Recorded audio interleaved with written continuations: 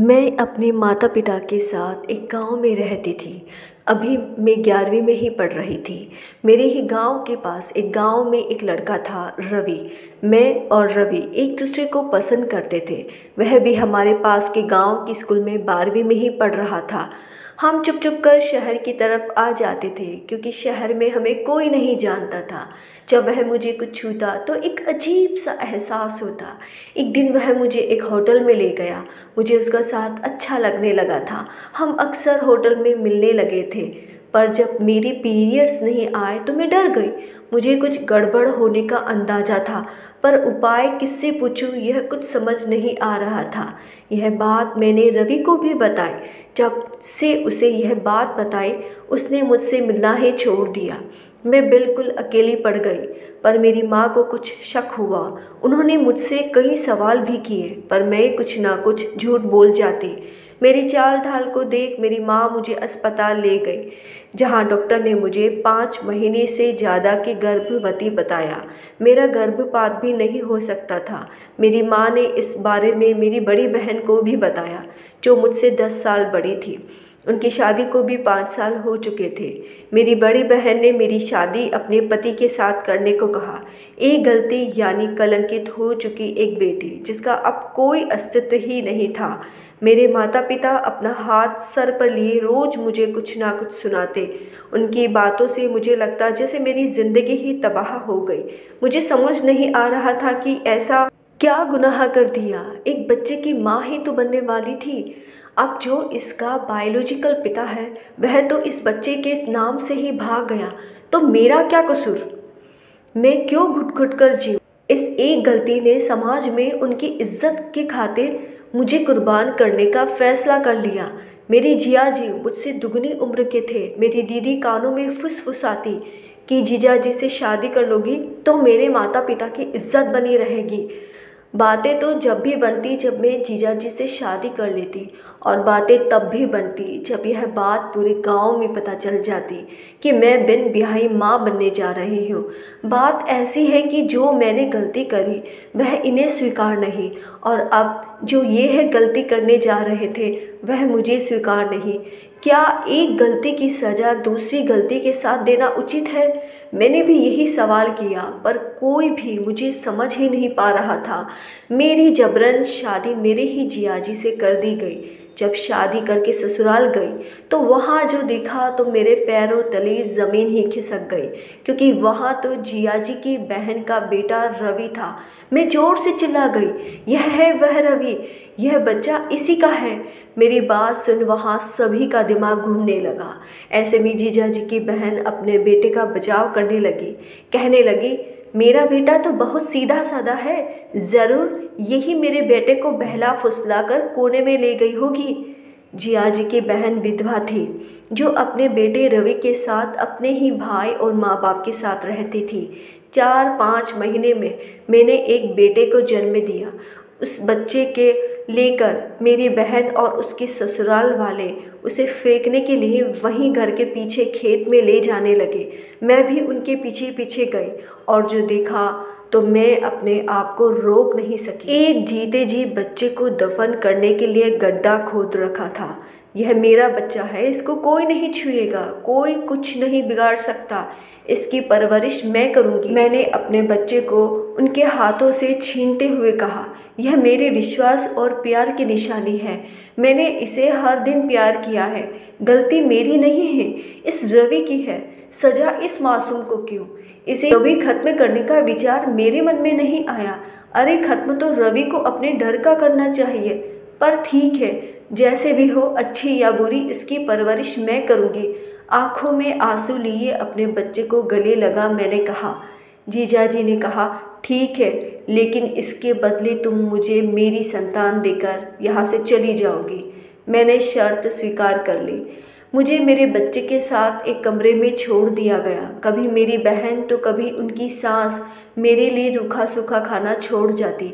गली कुतिया भी जब बच्चे पैदा करती है तो लोग भी उसके लिए गर्म हलवा दूध डाल जाते हैं, पर मेरी दशा गली की कुतिया से भी बुरी थी। पर अब यह मेरी लड़ाई थी, मेरे साथ कोई नहीं था। पर मैं इस बच्चे के साथ थी। इस बच्चे को ज़िंदा रखने का मेरा जुनून था। मैं अपने बच्चे को भूखा नहीं रख सकती। मैंने सभी से कहा, पर किसी ने मुझे ढंग का खाने को नहीं दिया। मैंने अपनी थाली उठाई और आसपास के लोगों से रोटी मांगने निकल पड़ी। अरे काहे की शर्म, कुछ गलत थोड़ी ही कर रही थी। जब सभी ने अपना हाथ खींच लिया तो मुझे तो कहीं अपना हाथ आगे करना पड़ेगा। 1 साल के अंदर अंदर मेरी मासूमियत, मेरे सपनों में बहुत अंतर आ गया था। मैं अपने पूरे गांव की सबसे होनहार लड़की थी। पढ़ लिख कर बड़ा नाम करूंगी। सपनों को पूरा करने कठोर परिश्रम कर रही थी, पर क्या पता था कि जिंदगी तो कहीं और ही ले जाएगी। जब तक मेरा शरीर चल फिर रहा है, हार तो किसी भी कीमत पर नहीं मानूंगी। जब आपके साथ कोई नहीं होता तो हम हताश हो जाते हैं, पर यदि हमारी रगों में खून की एक बूंद भी है तो हम में लड़ने की ताकत खुद ईश्वर दे रहा है। फिर हम किसी भी परिस्थिति से क्यों हारे। कोई भी परिस्थिति लोगों के द्वारा दी हुई है, वह हमारी नहीं है। हमें हमारी स्थिति अपने दम पर बनानी होगी। इसीलिए हिम्मत कभी ना छोड़े, चाहे हालात बद से बदतर ही क्यों ना हो। परिस्थितियाँ कोई जादू से ठीक नहीं होती, समय लगता है कम या ज़्यादा, अड़िग रहे चट्टान की तरह। लगभग 20-22 दिन बाद मैं थोड़ी सामान्य हुई। एक दिन मेरे जियाजी मेरे पास आकर कहने लगे, तुम्हें तुम्हारा वादा याद है? उनकी बातों से पहली बार मुझे मेरे शरीर से प्यार हो रहा था। अभी मुश्किल से इस शरीर को संभाल पा रही थी। अब फिर से कोई गलती करने का सोच ही नहीं सकती थी। मैं अब किसी के लिए कुछ नहीं करूँगी, ऐसा विचार कर चुपचाप से यहाँ वहाँ से रुपए ले मैं अपने माँ बाप के पास गई, जहाँ मेरे माँ बाप ने मेरा साथ ही नहीं दिया। उनके लिए तो मैं मर चुकी थी, पर यह तो उनका विचार था। मैं ऐसे मरने वालों में से नहीं, लड़ने वालों में से थी। ये कहावत है, हमेशा याद रखो, जीना है तो ढीठ बनकर जियो, नहीं तो कोई आपको जीने नहीं देगा। आदमी गलती एक बार करता है, पर उसकी सज़ा दुनिया आपको रोज देती है। अब यह आपके ऊपर है। जब भी आप किसी की बात से दुखी हो तो समझना वह सज़ा आपने स्वीकार कर ली है, और आप मुसीबत में गिरे हो तो वहाँ बातें नहीं, बल्कि आपके खुद की हिम्मत ही आपको निकाल सकती है। फिलहाल तो मेरा एक ही उद्देश्य था, एक छत और खाना। जिंदगी ऐसे रास्ते पर खड़ी थी जहाँ कुछ लोग गंदी नज़र से देख रहे थे, मौका ढूंढ रहे थे कि कब सड़क सुनसान हो, और कुछ लोग ऐसे थे जो आते जाते मुझे घूरे जा रहे थे। कहावत तो सुनी होगी, बिना बोले भूंगड़े नहीं बिकते। तो जब तक कहूँगी नहीं, मेरी मदद कोई नहीं करेगा। मैंने लोगों से भीख मांगना शुरू कर दिया, पर काम के बदले। कुछ लोग कहते थे, यह पैसे लो और हमारे साथ सो जाओ। वह पैसे वहीं सड़क पर फेंक देती। तो कुछ अपना मुँह बिगाड़ मुझसे दूर रहने को कहते, पर कुछ छोटे बच्चे के नाम पर कुछ पैसे या खाने को दे भी जाते। पर अभी तक एक छत की व्यवस्था नहीं हुई थी, पर जल्दी ही मुझे एक बड़े बंगले में गार्डन की सफाई करने का काम मिल गया। वहीं एक कमरा भी। अपने बच्चे को पीछे बांध हाथ में झाड़ू ले अपने आप को झांसी की रानी समझ रही थी। बस फर्क इतना था कि उनके हाथ में तलवार थी और मेरे हाथ में झाड़ू। वक्त का पहिया दौड़ रहा था। मैं और मेरा बेटा साथ पढ़ने लगे। मैंने अपनी पढ़ाई पूरी की और जल्दी ही एक अच्छी नौकरी, घर, गाड़ी, सब कुछ उसी शहर में जहाँ मेरी दीदी का ससुराल था। रवि की भी शादी हो चुकी थी। उसकी भी शादी को 5 साल हो चुके थे, पर अभी तक बच्चा नहीं था। दीदी की गोद भी अभी तक सूनी ही थी। मेरा बेटा भी अब बड़ा हो चुका था, लगभग 13 साल का। लेकिन मैं उसे सब कुछ बताऊं या नहीं, अभी भी असमंजस में थी। उसी शहर में मेरी इज्जत थी, मान था। कोई भी मुझे पहचान नहीं पा रहा था कि मैं वही थी जिसने कभी यहाँ के लोगों से दूध रोटी मांग कर खाई थी।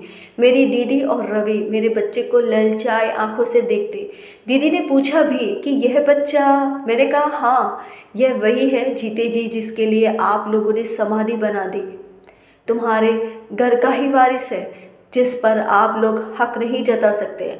आज उसी को देख प्रेम उमड़ रहा था, पर मजबूरी के सामने होते हुए भी यह नहीं कह सकते थे कि वह हमारा खून है।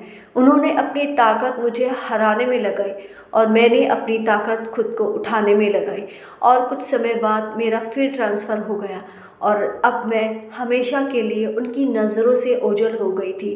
पर शायद समय कुछ पल के लिए मुझे वहीं लाया था, उन लोगों को बताने के लिए कि देखो मैं ज़िंदा हूँ अपने बच्चे के साथ, मेरा कोई कुछ नहीं बिगाड़ पाया।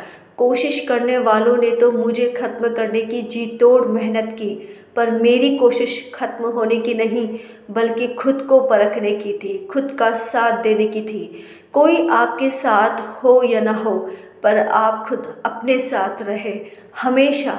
आधी लड़ाई तभी जीत जाओगे, यह ज़रूर करके देखना हारने से पहले। पर हारना क्यों, जियो खुद के लिए, प्यार खुद से करो, प्रकृति से करो। यदि आपको यह कहानी अच्छी लगी हो तो please like share and subscribe my channel. Thank you.